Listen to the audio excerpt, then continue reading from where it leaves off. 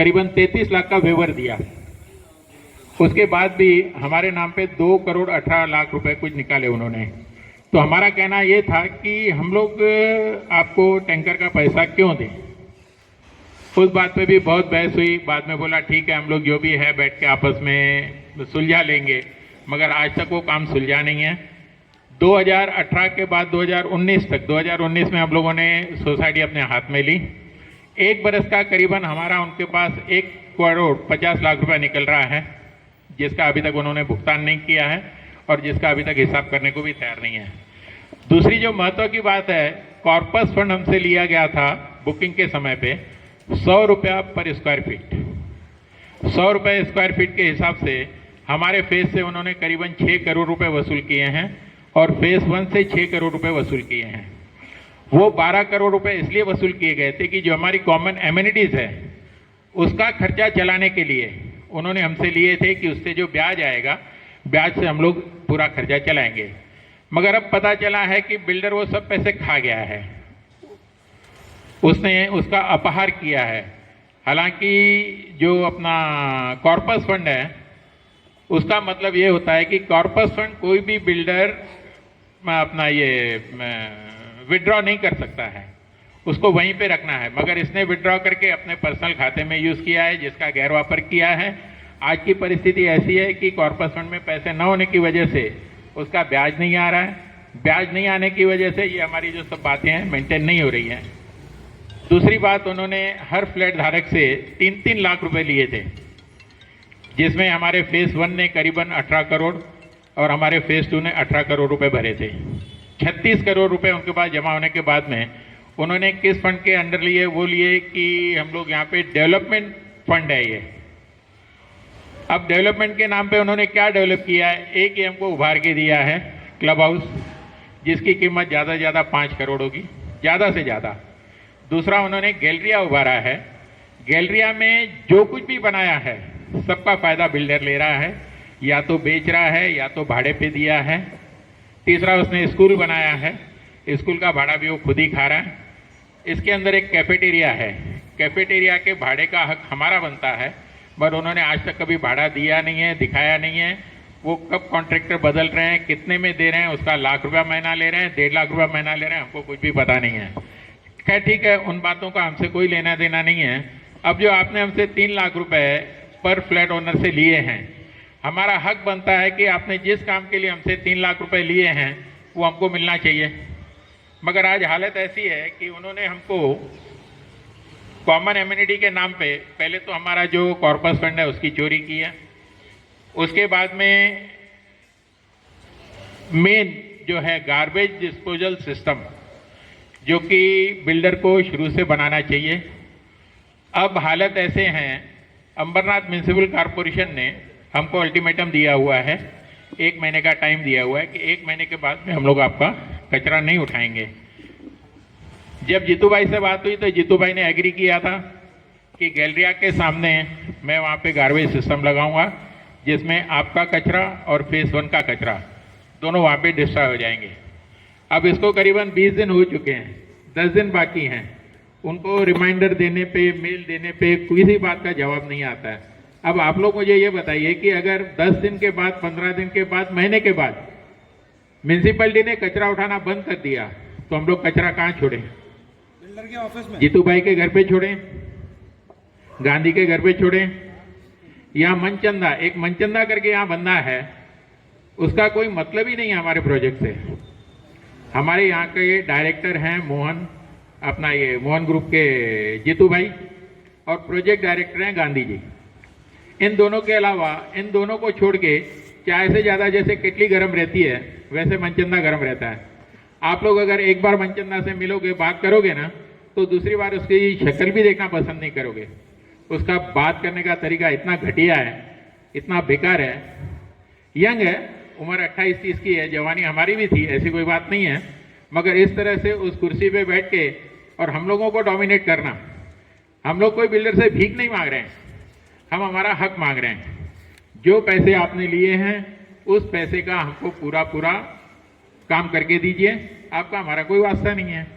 अच्छा, अगर आप में इतनी हिम्मत नहीं है, काम पूरा करने की भी हिम्मत नहीं है और ये सब मेंटेन करने की भी हिम्मत नहीं है, तो बेटर है हमसे जो 3 लाख रुपए लिए हैं और जो कॉर्पस फंड लिया है वो हमको वापस दे दो। जयराम जी के बोल दो हमको आपका कुछ भी नहीं चाहिए। दोनों में से एक तो काम करो, या बाप दिखाओ या श्राद्ध करो। ना बाप दिखा रहे हैं ना श्राद्ध कर रहे हैं। इसके बाद में आप सब लोगों को ये एक लेटर दिया हुआ है जिसमें सब डिटेल लिखे हुए हैं। अब हमारी दूसरी पहली पॉइंट है उसमें, जब यहाँ पर हम आए, हम लोगों ने लड़ाई करके और यहाँ पर पानी का कनेक्शन लिया, मतलब बिल्डर ने दिलवाया, तब 20 लाख रोज का पानी सैंक्शन हुआ था। जब तक इनकी बस्ती बड़ी नहीं थी, फेज 4 नहीं बना था, नैनो नहीं बना था और बाकी इनके काम चालू नहीं थे, तो हमें पानी 24 घंटे मिल रहा था, जिसका बुकिंग के समय पे आश्वासित किया गया था हमें बिल्डर की तरफ से कि आपको 24 घंटे पानी मिलेगा।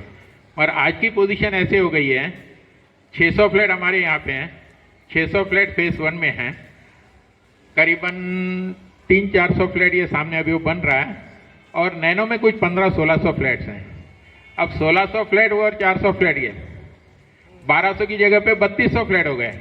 तो 3200 फ्लैट होने के बाद में बिल्डर को क्या करना चाहिए कि अपनी जो कोटा है वहां से बढ़ा के लेनी चाहिए। अब उन्होंने न बढ़ाते हुए क्या किया, हम लोग जो 24 घंटे पानी यूज करते थे और हम लोग बहुत खुश थे, अब हमारा पानी 2 घंटे पे आ गया और 1 घंटे पे आ गया। उसमें भी एक बाथरूम में हफ्ते में 1 बार आता है, बाकी बाथरूम में डेली 1-2 घंटा आता है। अब आप बताइए, इतनी अच्छी सोसाइटी में, इतनी अच्छी जगह पे, इतना अच्छा रेट देकर हम लोगों ने फ्लैट लिए हैं और पानी ही ना हो, कचरा उठाने की व्यवस्था नहीं हो, तो यहाँ पे रहने का क्या मतलब है। यही कारण है कि आज 5 वर्षों में मोहन सबरबिया का रेट बढ़ा नहीं है। जिसने जितने में फ्लैट लिया है वो आज भी उससे कम रेट में बेचने को तैयार है, मगर कोई खरीदार नहीं है। दूसरी बात, आज हमको हमारी जो डिमांड है, हमारी जरूरत है 4.5 लाख लीटर की रोज की है। बिल्डर ने क्या किया है, हमें सिर्फ 3 लाख लीटर पानी दे रहा है। अगर 3 लाख लीटर दे रहा है तो हमें बिल कितने का देना चाहिए? 3 लाख का देना चाहिए कि 4.5 लाख का देना चाहिए? वो जबरदस्ती हमसे 4.5 लाख लीटर का पैसा ले रहा है। जब बिल आता है तो उसमें हमको 23.2% समथिंग हमको, और 23.2% फेज 1 को 23.7% समथिंग है। मतलब टोटल बिल का आधा पैसा फेज 1 और फेज 2 भर रहा है। नैनो आधे में आ गया, ये उनका फेज 4 आधे में आ गया। ये भाई साहब की बाहर एक बिल्डिंग बन रही है फेज 4 की। आज तक हम लोगों ने वहां पर कभी टैंकर नहीं देखा है कि टैंकर आया हो और वहां पर कुछ खाली हुआ हो। ये चोरी से हमारा पानी ले रहा है, चोरी से लेके अपनी कंस्ट्रक्शन कर रहा है, जबकि वो काम अपना टैंकर से कर सकता है, मगर वो नहीं कर रहा है क्योंकि टैंकर से मंगाएगा तो उसको पैसे देने पड़ते हैं। आज हम लोग 3 लाख लीटर पानी यूज करके, हमारा कहना है कि हमारे गेट पे मीटर लगा हुआ है, जितना हम लोग पानी ले रहे हैं उसके हिसाब से आप हमसे बिल लो। वो लेने को तैयार नहीं है। वो एक ही धमकी देता है कि अगर आपने नहीं दिया तो कल से या तो वहां से कोटा कम हो जाएगी या तो पानी कट हो जाएगा। अब क्या करें, हम लोग भी मजबूर हो जाते हैं। हम लोग देते आ रहे हैं। पिछले महीने में उसको मेल दिए कि बाबा इस बारे में बैठ के और हमसे जरा बात करो, और हमको जब आप 3 लाख दे रहे हो तो हम 4.5 लाख का पैसा क्यों दें? तो बोलता है कि बाहर उसकी चोरी हो रही है। अगर बाहर उसकी चोरी हो रही है तो इस पाइपलाइन का मालिक कौन है, इस कनेक्शन का मालिक कौन है? Mohan life space. अगर मालिक तुम हो, देने वाली MIDC है, तो हम लोग बीच में आगे क्या कर सकते हैं? पुलिस हमारी भी नहीं सुनेगी, हमारी कंप्लेंट भी नहीं लेगी। वो सब तुमको करना है, तुमको देखना है, हमको नहीं देखना है। पहले तो बाहर के चोरों से ये जो अंदर बड़ा चोर बैठा हुआ है, आज अपने कंस्ट्रक्शन काम के लिए हमारा पानी यूज कर रहा है, क्लब हाउस के लिए हमारा पानी यूज कर रहा है, उसकी सेल्स ऑफिस के लिए यहाँ से कनेक्शन लिया हुआ अंदर से, जिसमें ना कोई मीटर है ना कुछ है, जिसका हमें पता भी नहीं चलता है। सेल्स ऑफिस के लिए यूज कर रहा है, स्कूल के लिए यूज कर रहा है। अब इतना बड़ा गैलरिया है, गैलरिया में करीबन नीचे 20-25 दुकानें हैं, ऊपर फर्स्ट फ्लोर पे 20-25 ऑफिसें हैं, उसके बाद में 2 शादी के हॉल है। वो बोलता है कि मैं आपका पानी यूज ही नहीं करता हूँ। अगर पानी यूज नहीं करते हो तो कहाँ से चलता है? बोलता है कि मैं बोरिंग का पानी यूज करता हूँ। जबकि हमारी बदकिस्मती है कि सेलिसबरी में, ऑक्सफोर्ड में, मतलब मोहन सबरबिया में कोई भी बोरिंग पास नहीं गई है, सब बोरिंगें फेल हैं। उसने शुरू से बहुत कोशिश की है, कोई बोरिंग पास नहीं है, सब बोरिंगें फेल है। रेन हार्वेस्टिंग के नाम पे जो कि कंपलसरी है, जब कोई बंदा अपना प्रोजेक्ट बनाता है तो उसमें रेन हार्वेस्टिंग का प्रोजेक्ट होना बहुत ज़रूरी है। उसने वो भी हमको नहीं दिया है। हम पूछ रहे हैं तो हमको बोलते हैं कि हमने दिया हुआ है तो दिखाने को तैयार नहीं है, क्योंकि है ही नहीं तो दिखाएंगे क्या। तो एक बार हमारे गांधी जी बोलते हैं कि ये रेन हार्वेस्टिंग का जो प्लांट है वो 2 बरस के बाद में काम करता है। मतलब भाई तो यार मैं नई बात सुन रहा हूँ। रेन हार्वेस्टिंग का प्लांट अगर आप लगाते हो तो इमीडिएटली चालू होना चाहिए, मगर 2 बरस के, आप तो 5 बरस हो गए, अभी भी दिखाने को भी तैयार नहीं, और है ही नहीं तो दिखाएंगे कहाँ से।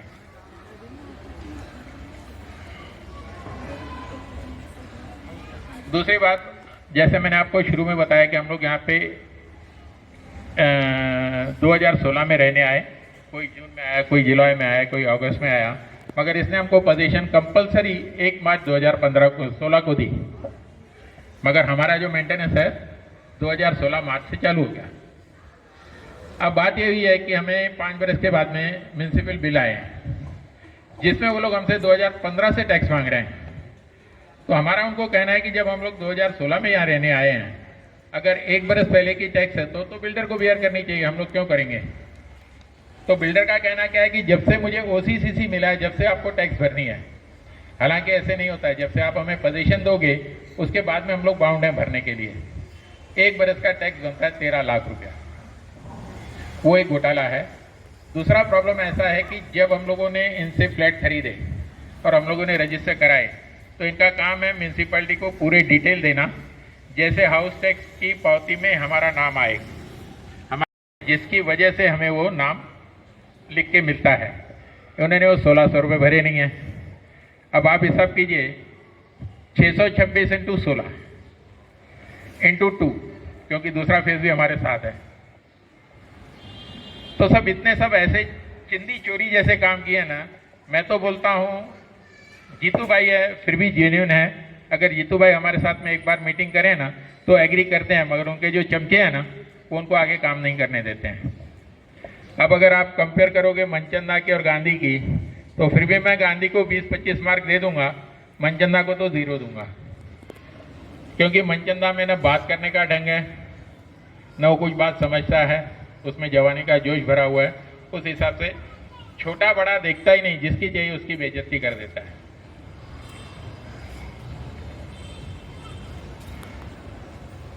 आज हमारे यहाँ पर उनके 25 यूएलसी फ्लैट हैं। यूएलसी फ्लैट मतलब समझते हो आप, जो गवर्नमेंट को अलॉट किए जाते हैं। वो आज 5-5.5 बरस से उसका मेंटेनेंस नहीं भर रहे हैं। बोल रहे थे कि हमारा ये केस कोर्ट में चल रहा है, मगर मुझे लगता है ये केस 2020 में क्लियर हो गया है, क्योंकि वो क्लियर होने के बाद में इनको ओसीसीसी मिली है। तो क्लियर होने के बाद भी अभी तक हमें क्लियरिटी नहीं दी है कि वो 25 फ्लैट हमारे हाथ में हैं या गवर्नमेंट के हाथ में हैं, उनका मेंटेनेंस कौन भरेगा। आज उन 25 फ्लैटों को हम लोगों ने, सब लोगों ने मिलकर गोद में लिया हुआ है, और उसका जो मेंटेनेंस है हम लोग भर रहे हैं। एटलीस्ट बिल्डर को क्लियरिटी तो देनी चाहिए कि वो 25 फ्लैट किसके नाम पे है, किसकी प्रॉपर्टी है। कुछ बताने को तैयार नहीं है। और यहाँ पर हमारे टोटल 20 विंग्स हैं। 20 विंग में उन्होंने 20 मीटर लगाए हैं, मगर जो कॉमन एमिनिटी है, जैसे पंपिंग है, कॉमन लाइट है या और कुछ है, उसके लिए उन्होंने एक्स्ट्रा मीटर का कोई प्रोविज़न नहीं किया है। जबकि बिल्डर अगर चाहता तो 4 मीटर अलग से लेके हमको लगा के दे सकता था, ताकि वो 4 मीटर की जो रीडिंग हो उसका शेयर हम लोग सबसे ले सकें और अपने अपने विंग का बिल आराम से भरें। मगर उन्होंने यहाँ पे भी अड़ा के रखा है। खर्चा कुछ भी नहीं है। 4 मीटर लगाएंगे तो क्या खर्चा आएगा, 50,000 लाख रुपए अंडर टेबल मिला के, उससे ज़्यादा तो आने वाला नहीं है। उसमें कोऑपरेट करने को तैयार नहीं है। उसके बाद में हमारे जो अकाउंट, जैसे मैंने आपको बताया, 1/4/2018 से 31/3/2019 तक उन्होंने क्लियर नहीं किए हैं, जिसकी रकम करीबन 1.5 करोड़ रुपए बिगर ब्याज के उनके पास फंसी हुई है। इसका मैंने ट्रायल बैलेंस शीट निकाला हुआ है, अगर आपको चाहिए तो मैं दे दूंगा। उसके बाद में सबसे बड़ी समस्या पीछे जो 5 विंग हैं P2T, PQRST, उसमें उसने टाकी का प्रोविज़न ही नहीं रखा है। उसने क्या किया, उनको कनेक्शन दिया फेज़ 1 से। अब आज नहीं तो कल फेज़ 1 अलग हो जाएगा, हम अलग हो जाएंगे। जैसे कि अभी सोसाइटी बन गई है, वो अलग है, आज हम अलग हैं। हम लोग दूसरे के प्रीमाइसेस में जाके पानी क्यों भरें, अपना मीटर क्यों लगाएं, वहाँ से उसका कंट्रोल क्यों रखें चालू बंद करने का। तो हमको हमारे फेस में मीटर टाकी होनी चाहिए। जिसकी बात इन लोगों ने एग्री की है, वो भी मैं आपको देता हूँ, उनका मेल भी आया हुआ है मेरे पास। तो उन्होंने अभी तक वो टाकी बना के नहीं दी है। कभी बोलते हैं कि आप अपने खर्चे से बनाओ, कभी बोलते हैं हम नहीं बना के देंगे, कभी मेल कर देते हैं कि हम लोग आपको बना के दे रहे हैं। तो एक्चुअली पिक्चर क्लियर नहीं हो रही कि आखिर उनका कहना क्या है। बना के नहीं देनी है तो क्लियर बोल दो कि आपको नहीं बना के देनी है। बना के देनी है तो क्या 10-12 लाख का खर्चा, कोई ज़्यादा खर्चा नहीं है। आपने 5 विंग में 150 फ्लैट बेचे हैं तो आपको बना के देनी है। हमें जब ये फ्लैट बेचे गए थे तो हमको बताया गया था कि आपके हर दरवाजे पे सिक्योरिटी कैमरा लगी होगी, जो कि नहीं लगी है, जिसकी कीमत भी करीबन 1400 से 1500 रुपये है कम से कम। इंटू 600 आप काउंट कीजिए कितना होता है। रेन वाटर हार्वेस्टिंग का हो गया है। फायर सिक्योरिटी अलार्म नहीं लगाया है। लैंडलाइन कनेक्शन हमारे यहाँ पे लग ही नहीं सकता है। मैंने 3 बार अप्लाई किया है लैंडलाइन के लिए और वो लोग नहीं दे रहे हैं। बोलते हैं आपके बिल्डर ने कोई प्रोविज़न ही नहीं रखा है तो हम लोग कहाँ से कनेक्शन देंगे। सिक्योरिटी टावर और फाउंटेन्स उसको बनाने हैं, वो कुछ भी नहीं बनाया है। बस सर्विस जो हमारे फेस के लिए अलग होनी चाहिए, फेज़ 1 के लिए अलग होनी चाहिए, उसने दोनों को मर्ज करके एक ही बस दी है, जिसका फोटो देखो, शायद मैंने 2-3 पहले डाला हुआ है ग्रुप में। बस की कंडीशन ऐसी है कि वहाँ पे अगर कुत्ता भी चाहे कि मुझे बैठना है तो नहीं बैठेगा। ऐसी सीटें खराब है, बस की कंडीशन खराब है। उसने बताया था कि मेन गेट पे आपको एक मंदिर बना के दिया जाएगा। मंदिर तो नहीं है। अब उन्होंने मंदिर कहाँ बनाया, पीछे नैनो एस्टेट के बाजू में। अब हम लोग यहाँ से 1 किलोमीटर चल के तो मंदिर में जाएंगे नहीं, वो तो ना मंदिर नैनो का ही कहलाएगा। तुमने जैसे हमसे प्रॉमिस की है कि यहाँ पर मंदिर देंगे, आप अगर चाहो तो YouTube पे उन्होंने पहले अपना ये भी दिया हुआ है, वीडियो भी दिया हुआ है, करीबन 10 मिनट का वीडियो है। उसमें सब एमिनिटीज उसमें कवर की हुई है। हम लोग पहले जब इनके पास आते थे फ्लैट बुकिंग करने के लिए तो आराम से हमको बिठाते थे, चाय पियोगे, कॉफ़ी पियोगे, ठंडा लोगे, लस्सी लोगे, क्या लोगे। और आजकल जाओ तो उन्हीं से मिलने के लिए हमको 1 घंटा बाहर रुकना पड़ता है।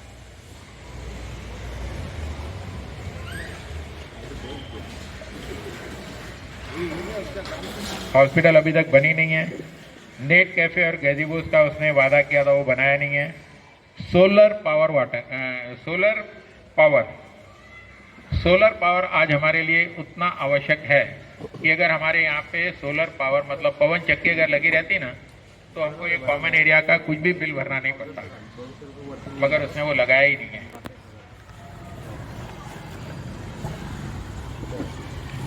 दूसरी बात, eco friendly garbage disposal system is not provided.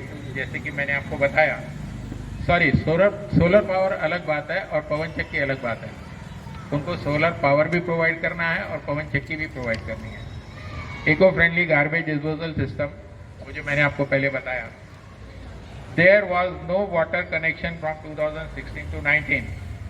Club house is not maintained even after paying corpus fund. Corpus fund देने के बाद भी हमें आज तक उसका फायदा नहीं मिला है।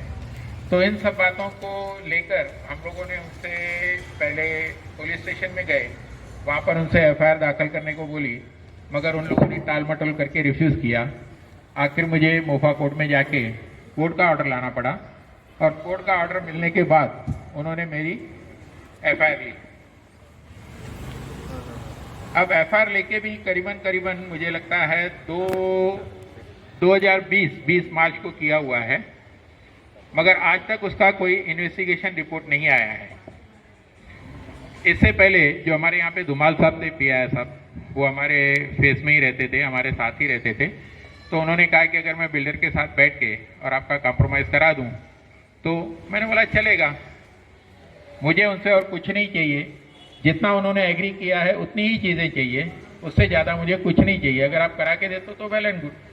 तो उन्होंने एक मीटिंग करवाई जिसमें हमारे सभी माननीय सदस्य थे और पीआई साहब थे और उनके साथ में इन्वेस्टिगेशन ऑफिसर मिस्टर सावंत थे।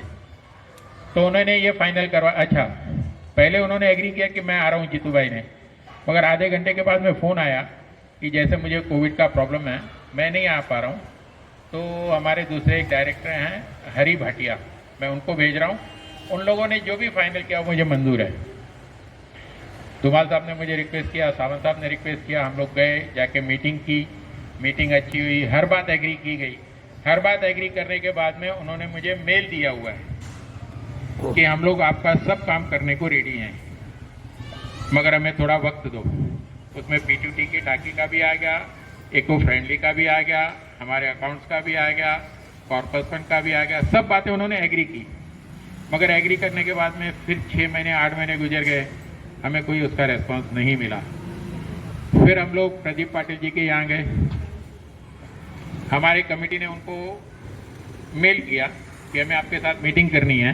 तो उन्होंने सीधा जवाब दे दिया कि कोविड पीरियड हम लोग आपसे मीटिंग नहीं कर सकते हैं। उसके बाद में हम लोग प्रदीप पाटिल जी के पास गए, उनको रिक्वेस्ट किया, उन्होंने इसी विंग में उनको बुला के और सभी लोगों के साथ, करीबन 50 लोग थे हम, 50 लोगों के सामने उन्होंने मीटिंग करवाई। मीटिंग में ये गांधी जी की हैंडराइटिंग है, उन्होंने अपनी हैंडराइटिंग में सब लिख के दिया हुआ है कि मैं कौन सा काम कितने दिनों में और कब तक पूरा करूंगा। मगर उसके बाद भी उसके ऊपर कोई कार्रवाई नहीं है। इस पे उनकी साइन भी है, उनके हैंडराइटिंग में लिखा हुआ पेपर है। अब मैं आप लोगों से पूछना चाहता हूं कि अगर वो बोलते हैं कि ये मनोहर वजीरानी झूठ बोल रहा है, हमारे ऊपर एलिगेशन लगा रहा है, हम लोग इसके ऊपर केस करेंगे, दावा ठोकेंगे, जब आपने गलतियां की है तो आप मान रहे हो ना कि हम करके देंगे। आपने अगर कोई काम नहीं किया है उसके लिए आप बोल रहे हो कि हम लोग काम करके देंगे। अगर आप एक बार एग्री कर रहे हो कि हम काम करके देंगे तो उसमें मेरी क्या गलती है? मैं क्या गलत बोल रहा हूँ? अगर मैं कुछ गलत बोल रहा हूँ तो आज भी मैं उनको चैलेंज करता हूँ कि वो लोग मुझ पे कभी भी डिफॉर्मेशन का केस दाखिल कर सकते हैं और मैं उसको फेस करूँगा। बीच में कुछ बातें हम लोगों ने फेसबुक पे दी थी, तो वहाँ से मुझे धमकी आई कि ये न्यूज़ आपने फेसबुक पे क्यों दिया है। मैंने गांधी से पूछा, फेसबुक पे कुछ देने के लिए किसी को पूछने की जरूरत होती है क्या? जरूरत होती है क्या किसी को पूछने की? हर बात में किसी न किसी हिसाब से टॉर्चर करते हैं। मैं तो लगभग उनके ऑफिस में जाता भी नहीं हूँ अभी, क्योंकि बीच में मुझे जीतू भाई ने फ़ोन किया था कि आप जाके गांधी सर इनसे बात कीजिए। मैंने बोला भाई मुझे आप लोगों से जान का खतरा है, मैं आपके ऑफिस में नहीं जाऊंगा। आज भी अगर सही दिल से जीतू भाई हमारे साथ बैठे तो मुझे लगता है कि ये हमारा जो मामला है वो सल्टाना कोई बड़ी बात नहीं है। पर जैसे कि मैंने आपको बताया, उसके जो चमचे लोग हैं वो लोग होने नहीं दे रहे हैं। अब उसमें उनका क्या फायदा है मैं बोल नहीं सकता हूँ। ये 2 मीटिंग होने के बाद, 3 मीटिंग होने के बाद में जब मुझे कोई रेस्पॉन्स नहीं मिला तो मैंने अब आमरण उपोषण पर बैठने का मन बना लिया है और मैंने इसकी परमिशन अपने माननीय पीआई साहब से ली है, जिसका पत्र मैंने अब 28/12 को दिया था और उनसे परमिशन मांगी है कि मुझे 26 जनवरी के दिन आमरण उपोषण पर बैठने की परमिशन दी जाए। इसके पत्र व्यवहार मैंने ऊपर तक किए, मंत्रालय तक किए हैं। माननीय एसीपी साहब, डीसीपी साहब, अपने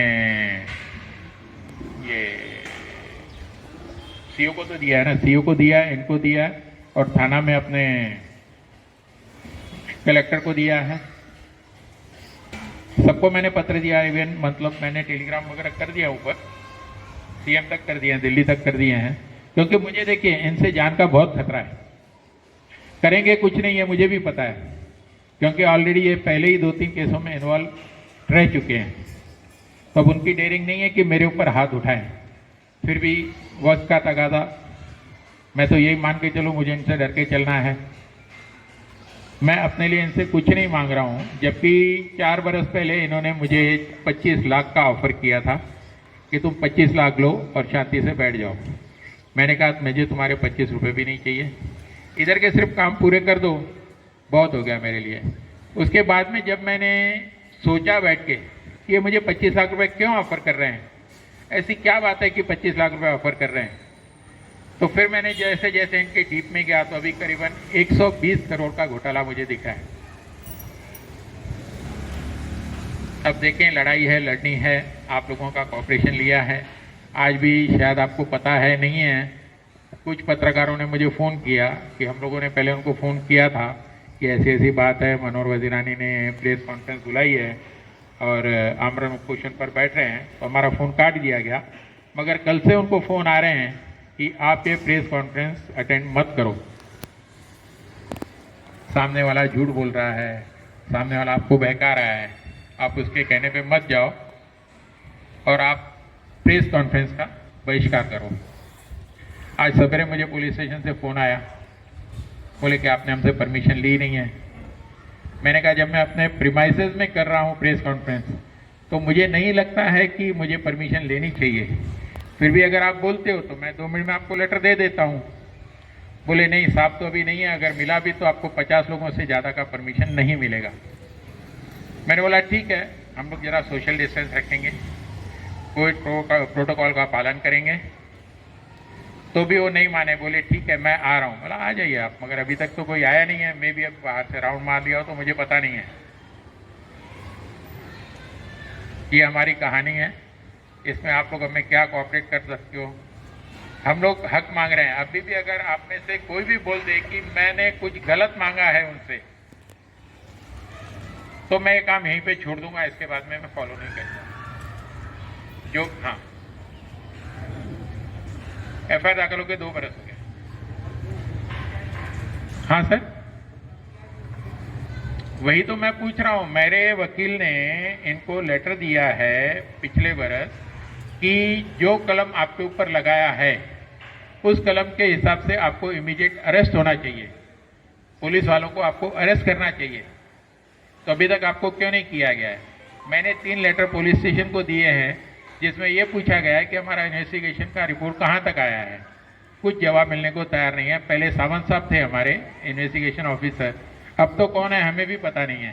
तो इसके ये एसीपी सीनियर पुलिस स्टेशन जो है, हाँ। सीनियर साहब के ऊपर एसीपी रहते हैं, एसीपी के ऊपर डीसीपी है, रहते हैं ना सर? उन लोगों से आपने मुलाकात नहीं की? रहते हैं।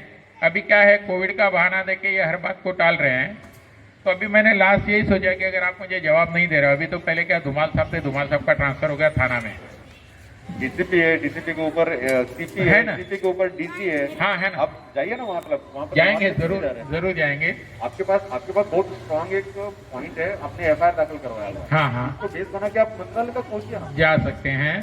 अभी क्या है, हर वकील का अलग अलग कहना है, इस बेस पे हम लोग ऊपर तक जा सकते हैं, इस बेस पे हम लोग रेरा में जा सकते हैं, इस बेस पे हम लोग कंज्यूमर कोर्ट में जा सकते हैं।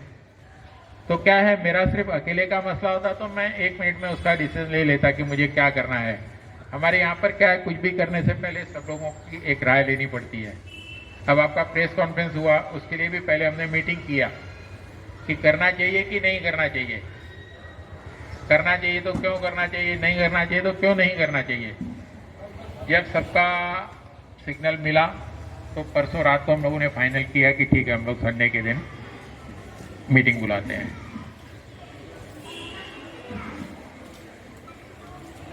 आपको किसी से कुछ पूछना हो, ये सब हमारे कमेटी मेंबर्स हैं, ये हमारी पब्लिक है, आप किसी से कुछ भी पूछ सकते हो। दामा जी, सर आपने पत्र दिया है कि आप 26 जनवरी से आमरण अनशन की शुरुआत करेंगे। हम सब ये जानना चाहते हैं कि आपने पत्र दिया है कि आप आमरण अनशन की शुरुआत करेंगे। हम ये जानना चाहते हैं कि आपके इमारतवासी भी आपके साथ बैठेंगे या आपको सिर्फ बाहरी समर्थन देंगे या आपके साथ ये लोग सब होलसेल में बैठेंगे? जहाँ तक मुझे उम्मीद है कि मुझे सबका समर्थन मिलेगा, पहले तो मैं इनडेफिनेट हंगर स्ट्राइक पे बैठूंगा। मैं उस साकली उपपोषण के फेवर में नहीं हूँ। बाकी अगर जिसको चाहिए तो मेरे साथ में साकली उपपोषण पे बैठ सकता है।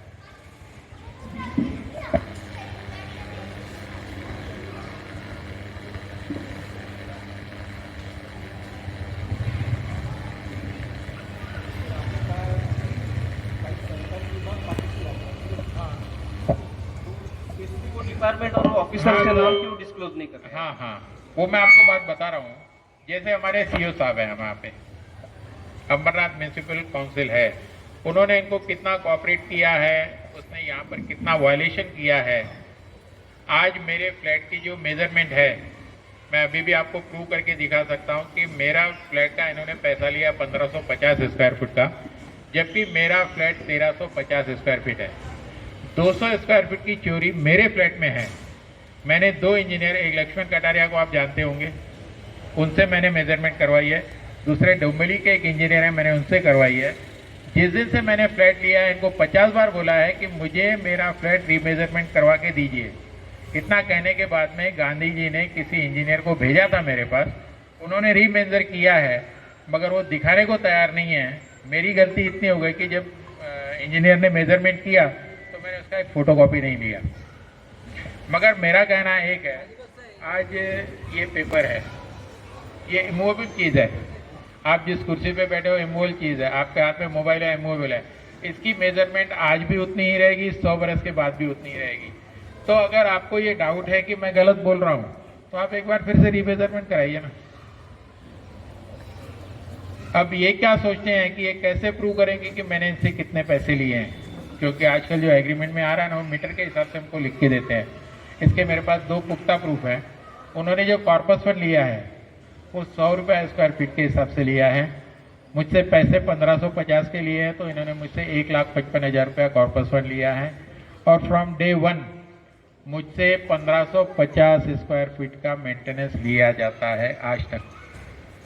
तो इससे ये प्रूव होता है कि आपने मुझसे 1550 के पैसे लिए हैं। आप मेरे फ्लैट की मेजरमेंट करवाइए। अगर मेरी मेजरमेंट कम बैठती है तो उतना पैसा मुझे वापस कीजिए, मुझे करीबन 8 लाख रुपए वापस आ जाएंगे। इसी तरह से मैं सोचता हूँ कि अगर सब आफ्टर ओवरऑल अगर हम लोग देखेंगे 100 स्क्वायर फीट का भी फर्क हुआ, अगर एक फ्लैट में 100 स्क्वायर फीट का भी फर्क हुआ तो 6,000 करीबन 6,000 आएगा ना, 60,000 इंटू 3,000 आप पकड़ो, क्योंकि इन्होंने किसी को 30 में दिया, किसी को 32 में दिया, किसी को करीबन 20 करोड़ रुपए उनको वापस देने के आएंगे। इसी डर से वो लोग नहीं कर रहे हैं। और शायद मुझे ऐसे लगता है कि मेरा ये ऑब्जेक्शन लेने के बाद इनको अक्ल आई और इन लोगों ने अभी बॉक्स प्राइस कर दिया है। सामने का जो फेज 4 है ना, उसमें आप जाके फ्लैट खरीदोगे, आपको मेजरमेंट नहीं बताएंगे, बोलेंगे ये बॉक्स प्राइस है। जी बता रहा हूँ ना सर, मिली भगत है। और मैं क्या बोल रहा हूँ, वही तो बोल रहा हूँ। अगर एक बात सुनिए, आज बाय डिफॉल्ट अगर आप रेन हार्वेस्टिंग प्लांट यहाँ पे नहीं लगाते हो तो अंबरनाथ म्यूनिसिपैलिटी ने आपको परमिशन ओसीसीसी नहीं देनी चाहिए। आप अगर गार्बेज डिस्पोजल प्लांट नहीं लगाते हो तो आपको ओसीसीसी नहीं मिलनी चाहिए। अब इतना नहीं होते हुए भी अगर उनको ओसीसीसी मिली है तो आप समझो ना यार, कुछ तो वजन रखा होगा ना। ये मैं पूछना चाहता हूँ कि अधिकारियों के खिलाफ भी तो आपको खड़ा होना चाहिए। हाँ सर, अधिकारियों के ऊपर भी आपको होना चाहिए। तो उपोषण उनके खिलाफ भी होना चाहिए ना। उनके खिलाफ होना चाहिए। पहले क्या है, मेरा कहना ऐसा होता है, पहले अपना घर संभालो, उसके बाद गली संभालो, उसके बाद अपनी बिल्डिंग संभालो, उसके बाद मोहल्ला संभालो। अगर मैं अपना घर ही नहीं संभाल पा रहा हूँ तो मैं वहां तक कैसे जाऊंगा। उनका कोई पीआरओ वगैरह है? हाँ सर, किसका? मोहन वालों का पीआरओ तो अभी बताया ना, एक ही है, वो गंदा इंसान मनचंदा। हाँ, मनचंदा का मैं आपको नंबर ग्रुप में शेयर कर देता हूँ आपको। और किसी को कुछ पूछना हो, बताना हो। हाँ नहीं ना, अपने कोर कमेटी के लोग हैं, बात आप लोग की तसल्ली तो कर लीजिए कि मैंने जो बातें बोली है वो सही है कि नहीं है। हाँ, जो भी है ना, माइक लेके आप रहवासियों से भी बात करके देखिए क्या उनकी। हाँ सर, तो ये तो सब रीजन, मगर अगर डायरेक्ट की बात करेंगे तो अच्छा ना। आज सर P2T में टाकी नहीं है, P2T के यहाँ